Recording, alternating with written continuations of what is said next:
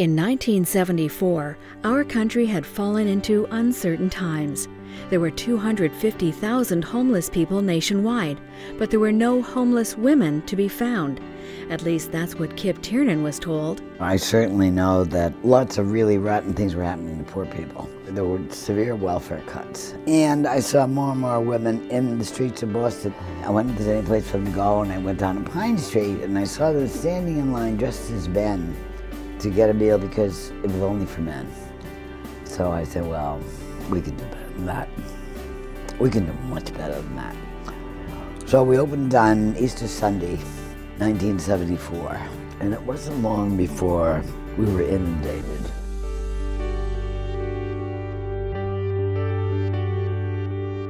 For 35 years, Rosie's Place has been a place of hope and nourishment for the poor and homeless women of Boston. The mission of Rosie's Place is to help women maintain their dignity, seek opportunity, and find security in their lives. One of the things we try to remember at Rosie's Place is that a day that a woman comes to us is probably one of the worst days of her life. When I first came to Rosie's, I was spiritually lost. I didn't love myself for a long time.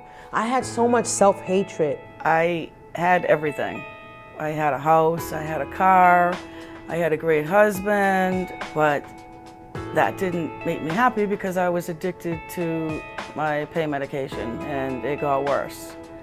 And you just feel terrible about yourself, and you just don't know what to do. My children were removed from me, put in foster care. So I had no kids to maintain or take care of, and I was by myself.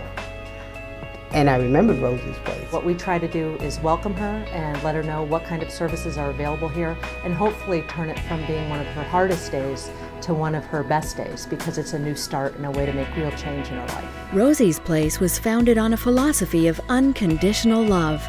Our staff and volunteers are committed to helping women open new doors through a variety of programs that nourish her mind, body, and soul. We kind of figured if we feel good about them and they know we care about them, maybe they'll begin to care about themselves and each other. And it worked.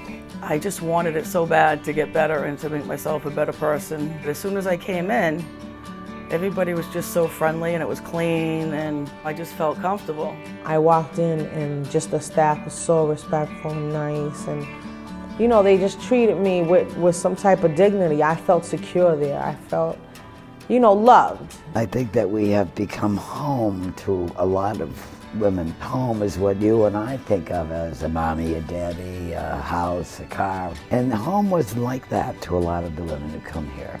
What we try to be is a family they never had.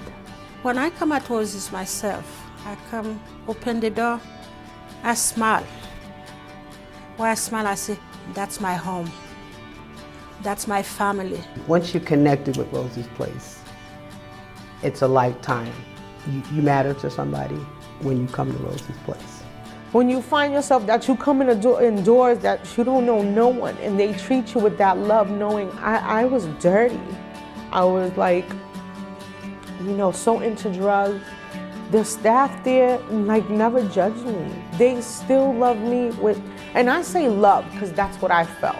At Rosie's Place, we strive to help our guests reach their potential, whether it's finding housing, overcoming addiction, or getting a job. Our advocates work with our guests to find permanent solutions to the challenges they face. I used to be a guest here at Rosie's Place, and I've grown to be an advocate. If I can touch one person, reach one person to get them from A to Z, where they're living a safe and nurturing lifestyle, then I've accomplished something. I think the challenge of working at Rosie's Place is that you need to see that the little things add up to big things. And by providing direct service to women in need, we can really change the world. And we can do it together, and we can build a community that is a different kind of community than really any place I know. Every day at Rosie's Place brings opportunity for our guests. No matter what their challenges or circumstances, we will continue to provide them with comfort and hope. They're special because they're human, and society doesn't see them that way. I think they're special because they just come in already beat down, already hurt, already needing someone to inspire them. And just by them reaching out to someone makes them special. Just that idea that here I can get help makes them one of a kind. There are very few places that a woman can be the potential she was meant to be. And she can do it at Rosie's place. And she can do it because she's got us behind her and will never leave. I watched some of them grow from addiction to recovery, from homeless to house, work. I mean, I've watched a lot of them grow up and develop into all the things that they needed to do to empower and to be independent. I got my life together, and I would love to give back of what they gave me, and that's what I'm doing. I'm volunteering here now. What I get here is now I'm someone. Because of them today, I'm so positive. Like, there's nothing negative in my mind today.